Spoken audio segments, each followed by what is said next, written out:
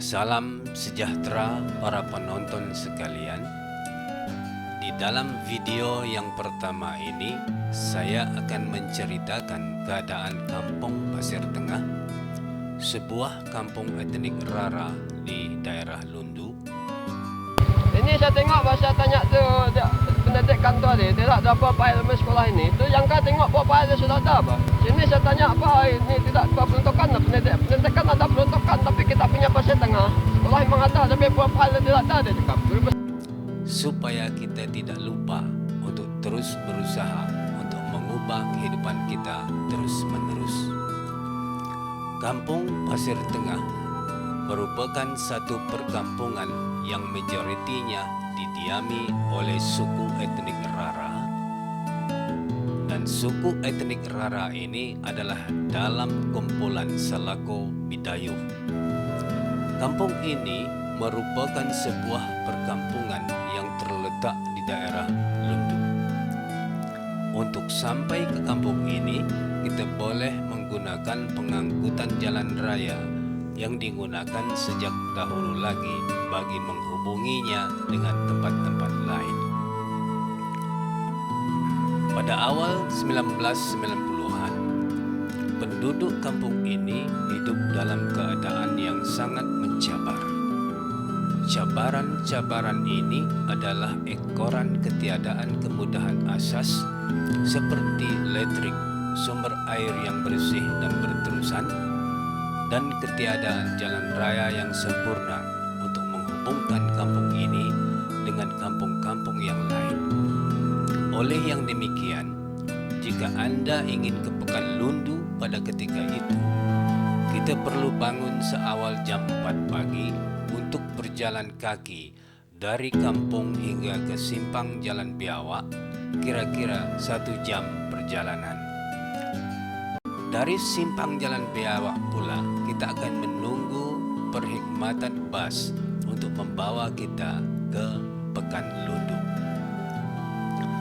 Biasanya pada awal 1990-an, pada hari Jumaat atau Sabtu, penduduk Kampung Pasir Tengah akan ke Pekan Lundu untuk mengecharge bateri kereta untuk digunakan untuk menonton TV hitam putih pada setiap hujung minggu.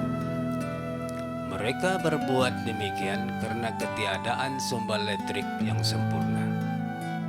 Pada waktu itu, ada yang sanggup memikul sebanyak 3 buah bateri sekali jalan.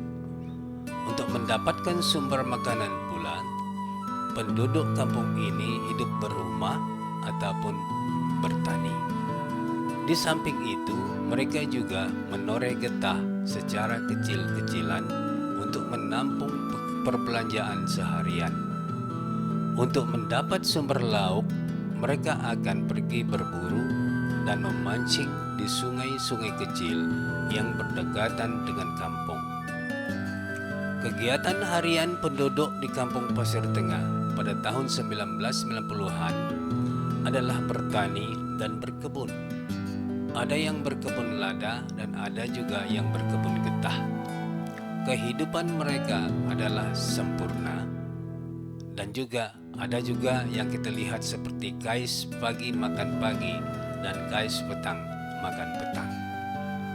Dalam menghadapi cabaran hidup sebegini, kita melihat ada kesungguhan dan kerajinan yang tersemat dan tertanam jitu dalam setiap hati penduduk kampung ini.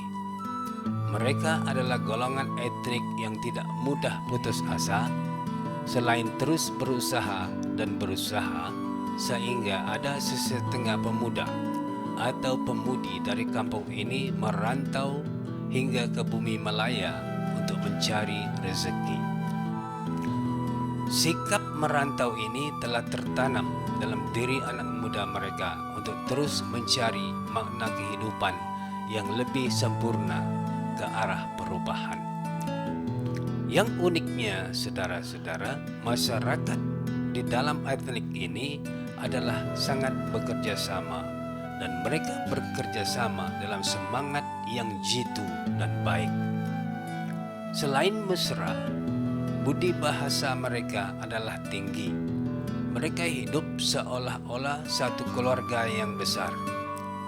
Apabila tibanya perayaan seperti Hari Gawai Daya, mereka akan saling menyediakan hidangan di rumah masing-masing dalam keadaan yang sederhana tetapi meriah. Musim perayaanlah kita akan melihat betapa rapat dan akrabnya perhubungan mereka di antara satu keluarga dengan keluarga yang lain. Dalam keadaan hidup yang mencabar, mereka sentiasa dikuatkan oleh semangat hidup berjiran, karena apabila ada masalah di kampung, mereka akan menyelesaikan masalah itu secara bersama. Rata-rata penduduk Kampung Pasir Tengah adalah beragama dari denominasi Roman Katolik. Di samping itu, ada sejumlah kecil juga yang menganuti denominasi Kristen Kalvari Karismatik. Saudara-saudara sekalian, semangat hidup bermasyarakat sangat dititik berat oleh masyarakat di Kampung Pasir Tengah. Pada awal tahun 2000, sirna kehidupan masyarakat di kampung ini semakin berubah. Keadaan ini berlaku karena kampung ini sudah dihubungi dengan jalan raya yang sempurna, ada bekalan elektrik yang berterusan, dan juga terdapat pembukaan ladang-ladang seperti ladang sawit yang besar-besaran, di mana anak muda mereka akan mencari pekerjaan.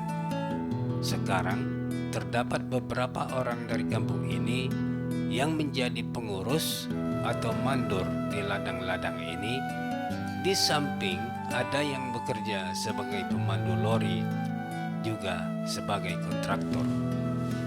Nah, saudara sekalian, dalam video seterusnya nanti kita akan melihat perubahan-perubahan ini secara nyata